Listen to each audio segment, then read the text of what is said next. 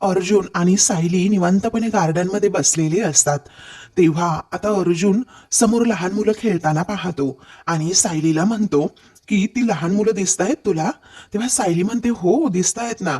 मग त्यावेळी अर्जुन पुढे सांगू लागतो की अगं जेव्हा मी आणि तन्वी लहान असायचो ना तेव्हा असंच खूप खेळायचो आणि मग पूर्णाजी काय म्हणायच्या की तुम्ही दोघेही अभ्यास करा, जो कोणी अभ्यास पूर्ण करेन त्याला मी चॉकलेट देणार. हे ऐकून आता सायली अगदी शांत होते आणि लगेचच त्या लहान मुलांकडे पाहू लागते आणि तिला तो भूतकाळ आठवू लागतो की कशा प्रकारे तिच्या भोवती सुद्धा एक लहान मुलगी मी केलाय ना अभ्यास मग मला सुद्धा चॉकलेट हवंय असं हट्टानेच म्हणत असते. तेव्हा ती अगदी त्या स्वप्नामध्येच रंगून जाते. अजिबात भानावर नसते. समोर काय चाललंय हे सुद्धा तिला कळत नसतं. तिच्या कानावर सततच ते आवाज घुमत असतात. केलाय ना अभ्यास मग मला दे बरं चॉकलेट, मी केलाय ना अभ्यास मग मला दे बरं चॉकलेट.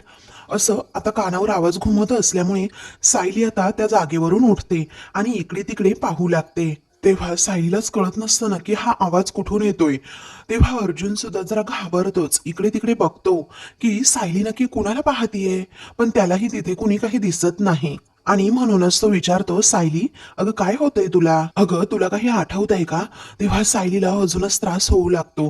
तेव्हा अर्जुन कशा प्रकारे तिला भित्री भागोबाई म्हणायचा हे सगळे क्षण तिला आठवू लागतात.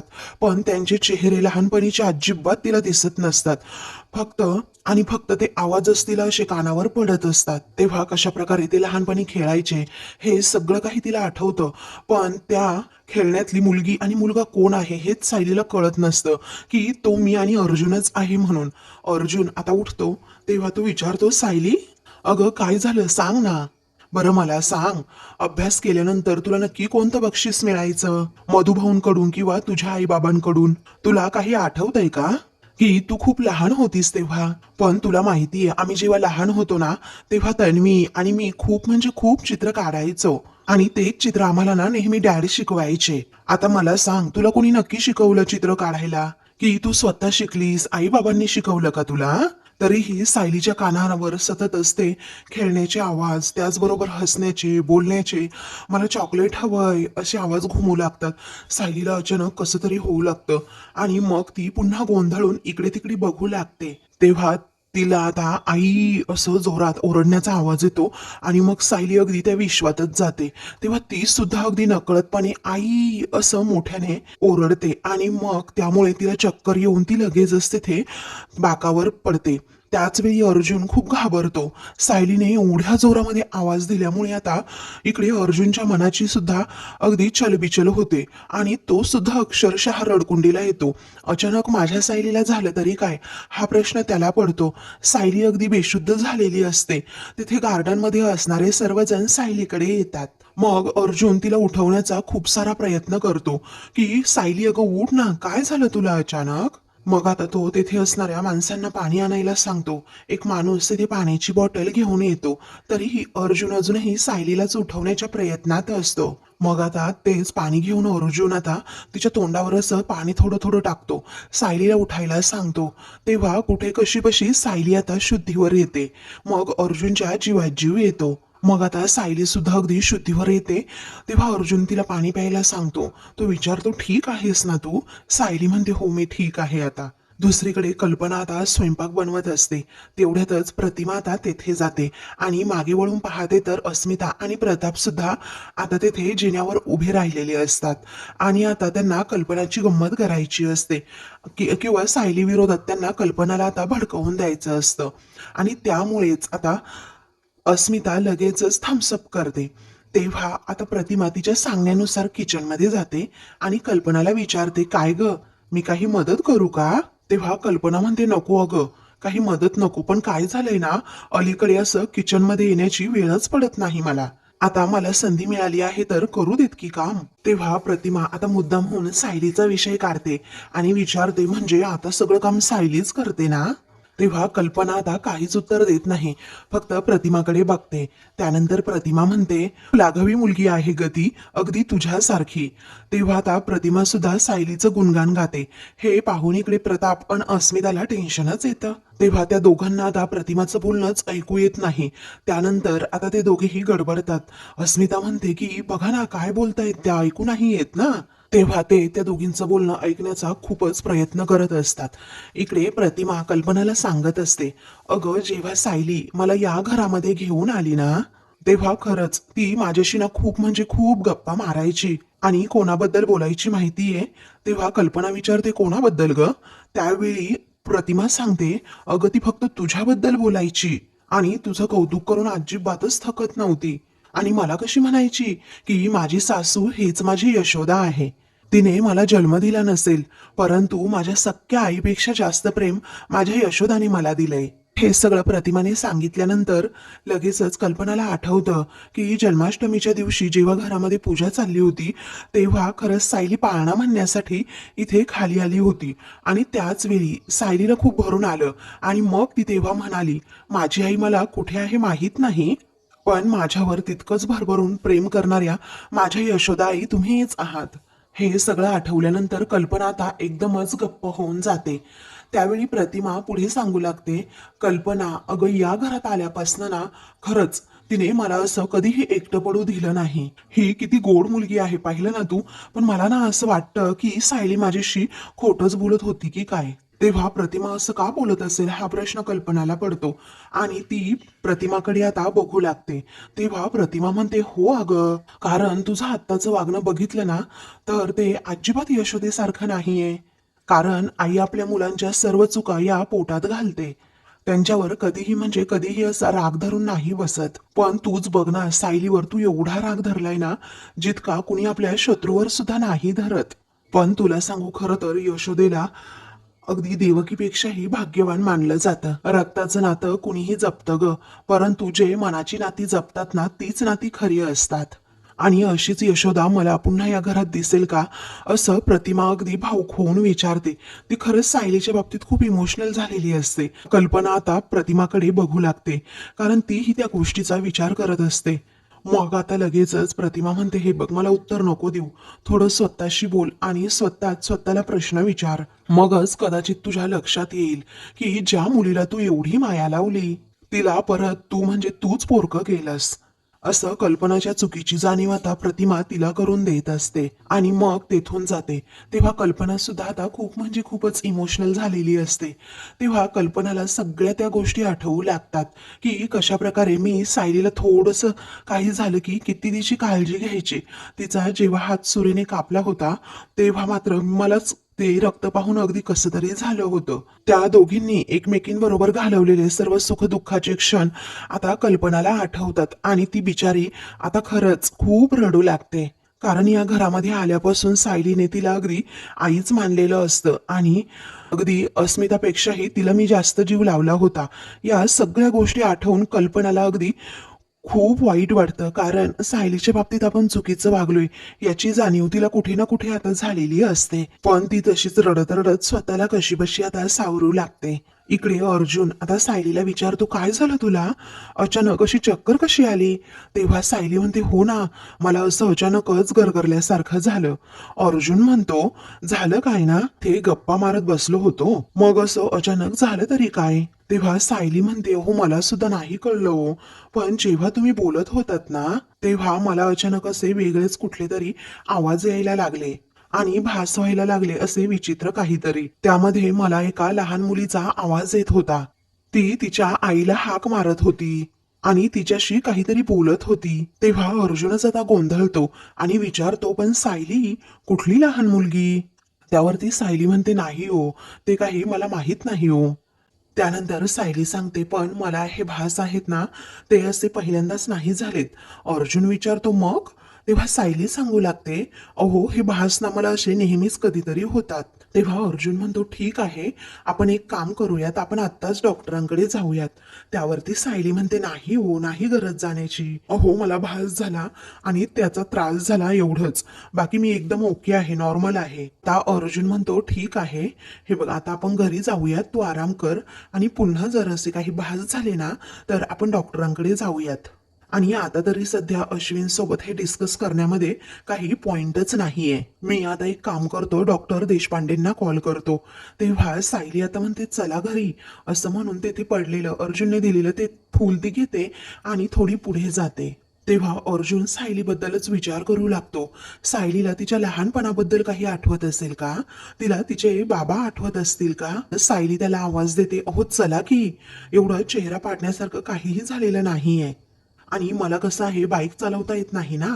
तेव्हा अर्जुन हसतो आणि सायली बरोबर जायला निघतो. त्यानंतर आता सायली म्हणते, जाताना ना त्या सरस्वती शाळेजवळच्या मेडिकलमध्ये जाऊयात, कारण जाताना ना प्रतिमात्यांची औषधं घ्यायची आहेत. तेव्हा अर्जुन विचारतो, का बरं? आपल्या इथे सगळी औषधं तर डॅडच्या फॅक्टरीमधूनच येतात ना.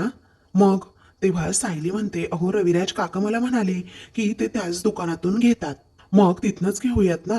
तेव्हा अर्जुन म्हणतो, हो ठीक आहे. तेव्हा अर्जुन म्हणतो, तुला नाही माहीत, अगं डॅडच्या फॅक्टरीमधून औषधं घेतली तर रविराज काका हे पैसे देतील आणि डॅड ना सिनियरचा जीव घेतील, म्हणूनच ते म्हणत असतील की नको म्हणून. सिनियर खूप हुशार आहे हा, असं अर्जुन सायलीला सांगत असतो. आणि मग त्यानंतर म्हणतो की अगोदर आपण घरी जाऊ, तुला सोडतो मी, तू आराम कर आणि मग मी औषधं आणायला येतो, चालेल? तेव्हा सायली म्हणते, पण जाता जाता घेऊयात ना. अर्जुन म्हणतो, नाही म्हटलं ना एकदा, कारण तुला सध्या आरामाची गरज आहे. अगोदर आपण घरी जाऊ आणि प्रतिमा आत्याची औषधं मी घेतो ना मागवून, अगदी तिकडनंच, ओके? तेव्हा सायली हो म्हणते. त्यानंतर कल्पना आपल्या रूम मध्ये येते. तेव्हा सायली बरोबर घालवलेला प्रत्येक क्षण पुन्हा तिला आठवतो की कशा प्रकारे सायलीने प्रत्येक घरची जबाबदारी उचलली आणि त्याचबरोबर सुनेचं कर्तव्य आतापर्यंत पार पाडलं. त्याचबरोबर आता 2 वर्षांमध्ये सायलीने असा एकही सण चुकवला नाही. अगदी मोठ्या उत्सवात त्या सणाची तयारी केली. त्याचबरोबर बरोबर हे घर कशा प्रकारे जोडून ठेवलं. मग आता कशा प्रकारे मी सायलीची बाजू घेऊन सर्वांना बोलायचे हे सुद्धा तिला आठवतं. आणि त्यानंतर या सुद्धा गोष्टी आठवतात की 2-3 दिवस झाले आहेत प्रताप कशा प्रकारे सायलीला बोलतोय. अस्मिता सुद्धा अगदी टोमणे मारून सायलीला बोलतीये, पण ती बिचारी सायली काहीच अजिबात प्रत्युत्तर देत नाही. तेवढ्यातच प्रताप आता तेथे येतो आणि कल्पनाकडे बघतच राहतो आणि मनात विचार करत असतो की कल्पनाला नक्कीच सायलीची बाजू न घेतल्याचा ना खूप म्हणजे खूप त्रास होतोय. त्यानंतर तो आता डायरेक्टच कल्पनाला विचारतो, काय ग कल्पना, तुला कसला त्रास होतोय का? त्यावरती कल्पना आता रागातच म्हणते, हो होतोय मला त्रास, अहो तुमच्या वागण्याचा मला त्रास होतोय. तेव्हा मुद्दाम होऊन पुन्हा एकदा प्रताप विचारतो, कसला? मी काय केलंय? तेव्हा कल्पना म्हणते, तुम्ही असे पूर्वी नव्हतात हो, पण तुमचं कसं झालंय ना, कोणाला किती दुखावताय हे तुमच्या लक्षातच येत नाहीये.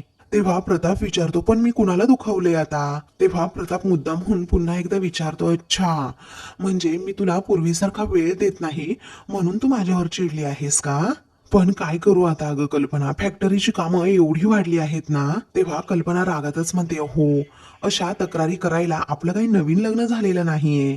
तेव्हा मग प्रताप विचारतो, पण तुझी नेमकी तक्रार तरी काय आहे?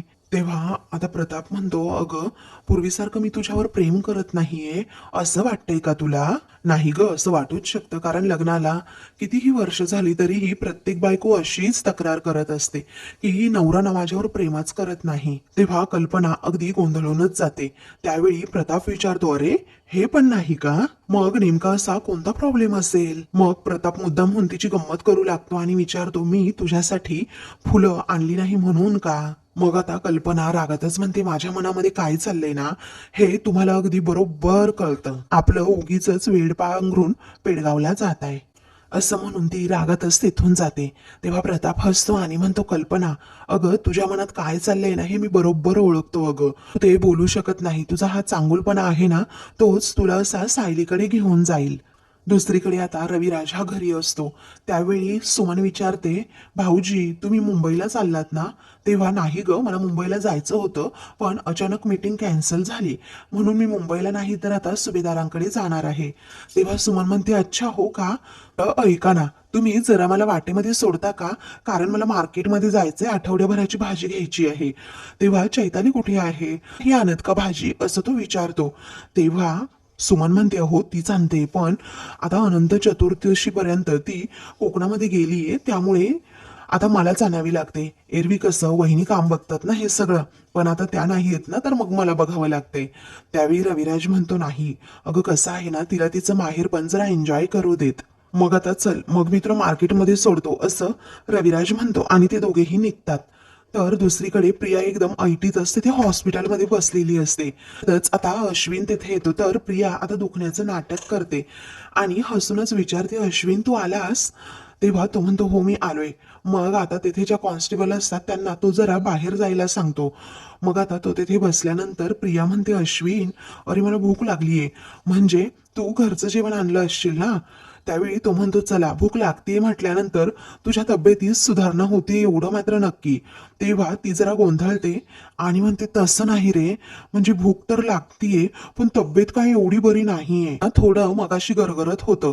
त्यावेळी अश्विन म्हणतो, काही हरकत नाहीये, हे बघ आपण जेवणाचं घेऊयात का? त्यानंतर तो म्हणतो, जेवण करून घे चल पटकन. तेव्हा ती उत्साहानेच विचारते, कुणी बनवलंय, सायलीने की विमलताईने? मग आता तो पार्सल बाहेर काढतो. तेव्हा आता ती विचारते, काय रे, तू घरनं जेवण आणणार होता ना, मग काय झालं, हे बाहेरून मागवलंस का तू? मग आता तो म्हणतो की हे बाहेरनंच जेवण आणले, कारण आपल्या इथनं तुझ्याकडे जेवण येणार नाहीये आणि कुणी बनवणार सुद्धा नाहीये स्पेशली तुझ्यासाठी. असं म्हटल्याबरोबर प्रियाला धक्काच बसतो आणि सायलीने तुझ्यासाठी जेवण बनवायला साफ नकार दिलाय. तर प्रियाला आता खूप राग आलेला असतो. सायली आणि अर्जुन आता घरी येतात. हॉलमध्ये आता तिथे अस्मिता आणि प्रतिमा या दोघीही बसलेल्या असतात. तेव्हा लगेचच टोमणा मारत अस्मिता विमलला विचारते, विमल तुला काम करायचंय की बाहेर फिरायला जायचंय ग? विमल पुढे येते आणि म्हणते, अस्मिता ताई असं काय करताय अहो, मी कामच करतेय ना. तेव्हा सायलीला समजतं हा टोमणा माझ्यासाठीच होता. तेव्हा अर्जुनला समजतं झाली अस्मिता ताई आता सुरू.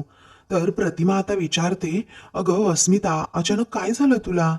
तेव्हा अस्मिता म्हणते, तुला सांगून काही उपयोग आहे का प्रतिमा आत्या? आता तू ना फक्त सायलीचीच बाजू घेणार, कारण तिला मम्माने बाहेर जाण्याची परमिशन काय दिली, तर तिने अख्खा दिवस अगदी घराबाहेर काढला. तच प्रताप आणि कल्पना हे दोघेही तेथे येतात. पुढे आता अस्मिता म्हणते, अगं आत्या घरातली सगळी कामं बघ ना मलाच करावी लागतायत. कल्पना विचारते, हो का, पण अशी तू काय तयारी केली आहेस ग? त्यावेळी अस्मिता थोडी गडबडते आणि म्हणते, हो करणारच होते ना मी तयारी. मी आता विमलला सांगते ती तांब्या पितळेची भांडी आहेत ना स्टोर रूम मध्ये, ती आता घेऊन ये म्हणजे ती घासता येतील. त्यावेळी सायली म्हणते, मी काढून ठेवते अस्मिता ताई. त्यावेळी विमल म्हणते, सायली ताई राहू द्यात, मी जाऊन काढून ठेवते. तेव्हा कल्पना म्हणते, थांबा कोणालाही काढण्याची गरज नाहीये, कारण काय ग अस्मिता, आपण इकडे गणपतीला काय तांब्या पितळेची भांडी वापरतो का? तेव्हा अस्मिताचा साधा पचका होतो आणि ती विचारते, नाही वापरत का?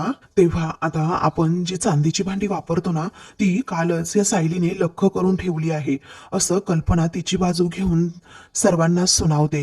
तेव्हा सगळेजण आश्चर्याने एकमेकांकडे बघतात. तर सायली आता खूप खुश होऊन कल्पनाकडे पाहत असते. दुसरीकडे प्रिया विचारत असते, बोल ना, अरे ती बालमैत्रीण आहे ना माझी, आणि आता सखी जाऊ सुद्धा आहे, तरी तिला माझी काळजी नाही का? अरे मला सांग, त्यांनी घरातून स्पष्टपणे नकार दिला डबा द्यायला. सायलीने दिलं असेल, पण आई काहीतरी नक्कीच सायलीला ओरडली असेल ना. तेव्हा तो म्हणतो, नाही मम्मा काहीच बोलली नाही, आणि डॅडने तर तुला घरातून कोणतीही मदत मिळणार नाही असं स्पष्टपणे सांगितलंय. पण तुला सांगू आता, तर मला लाज वाटते की मी त्या घरात जन्माला आलो. काही लेवलची माणसं आहेत ती, असं तो रागातच म्हणतो. तेव्हा प्रिया म्हणते, असं नको बोलू रे अश्विन, अरे माझं चुकलं म्हणून ते असं वागतायत, अरे आपल्या घरातली माणसं मनाने खूप चांगली आहेत. तेव्हा अश्विन रागातच विचारतो, तू अजूनही तन्वी त्यांची बाजू घेतेस, कमाल आहे हा तुझी, पण मला त्यांच्याविषयी काही बोलायचं नाही, तू जेवण करून घे. मग आता हे बघ, तू अगोदर जेवण करून घे असं तो म्हणतो. ती म्हणते, नको इच्छा नाहीये माझी. तेव्हा तो म्हणतो, मी तुला भरवतो. ती म्हणते, नको ना अश्विन, माझी इच्छाच नाही अरे. तो म्हणतो, नाही जेवली तर एनर्जी कशी येणार, जेवण करून घे ग अगोदर, मग तुला एनर्जी कशी येणार, असं म्हणून तो तिला घास भरवतो. तेव्हा प्रिया मनातच विचार करते, आता याची बिंडोक फॅमिली माझ्या विरोधात गेली आहे, कारण माझ्या बाबतीत साधी माणुसकी सुद्धा ते दाखवत नाहीयेत. सुभेदार आणि किल्लेदारांच्या घरात जे जे कमावलं होतं ते सगळं मी अगदी घालवून बसले आहे, आणि आता ते परत कसं मिळवू हाच प्रश्न प्रियाला पडतो. इकडे अस्मिता म्हणते, अच्छा मम्मा, अगं म्हणजे तू सायलीला परमिशन दिली तरीही तिने सगळी कामं केली आणि मी तिला बोलले म्हणून तुला राग आलाय का? तेव्हा कल्पना थोडी गोंधळते आणि म्हणते, अजिबात नाही, मलाच ते मायमावशींना फोन करायचाय, मी आता येते. तेव्हा अर्जुन म्हणतो, मम्मा माझा फोन घे ना, अशी वर का जातीयस तू? त्यावेळी प्रताप विचारतो, कल्पना अगं तुझा फोन खाली आणून देऊ का मी? त्यावेळी कल्पना म्हणते नको. त्यानंतर कल्पना स्वतःच आता रूममध्ये जायला निघते. तेव्हा अस्मिता रागातच म्हणते सायली आता भांडी घासायची नाहीयेत म्हटल्यानंतर वर जाऊन ताणून देऊ नकोस हा. आता डेट तर संपली आहे तुमची. जा बरं आता माझ्यासाठी काहीतरी खायला बनव. तेव्हा सायली म्हणते हो अस्मिता ताई, हातपाय धुवून येते आणि काहीतरी बनवते हा. असं म्हणून ती रूमकडे जायला निघते. आता सायली तिथून गेल्यानंतर सगळेजण एकमेकांना इशारा करू लागतात आणि खूप खुश होतात, कारण कल्पनामध्ये किती पॉझिटिव्ह बदल होतोय हे सर्वांनाच दिसत असतं. तर आता मित्रांनो, पुढील भागामध्ये डॉक्टर श्रद्धा घरी आलेल्या असतात आणि यांना दुसरी कोणती गोळी दिली जात होती असं विचारतात. त्या गोळी चेक करतात, रविराजला सांगतात ही तर पूर्णपणे चुकीची गोळी आहे. तेव्हा अर्जुन विचारतो म्हणजे मग आता या गोळीने पेशंटची मेमरी परत येणार नाही, तर त्याच्या मेंदूला ना शिथिलता येऊ शकते. त्यानंतर आता लगेचच रविराज सांगतो प्रतिमाला औषधं देण्याची जबाबदारी तन्वीच सांभाळत होती आणि तीच तिला औषधं द्यायची. त्यानंतर सायली आणि अर्जुन प्रियाकडे जातात. सायली रागातच आता तिला जाब विचारू लागते की तू प्रतिमा त्यांना चुकीची औषधं देत होतीस, असं का केलंस तू, आणि मला अजून एका प्रश्नाचं खरं खरं उत्तर दे, असा चुकीच्या गोळ्या देण्यामागे तुझा हेतू काय होता. तर प्रिया घाबरते. तुम्हाला हा व्हिडिओ आवडला असेल तर लाईक करा, शेअर करा आणि चॅनलला सबस्क्राईब करा. बेल नोटिफिकेशन ऑलवर सेट करा जेणेकरून सगळ्या नव्या व्हिडिओंच्या अपडेट्स तुम्हाला मिळतील. तुमच्या प्रतिक्रिया आणि कमेंट्स नक्की कळवा.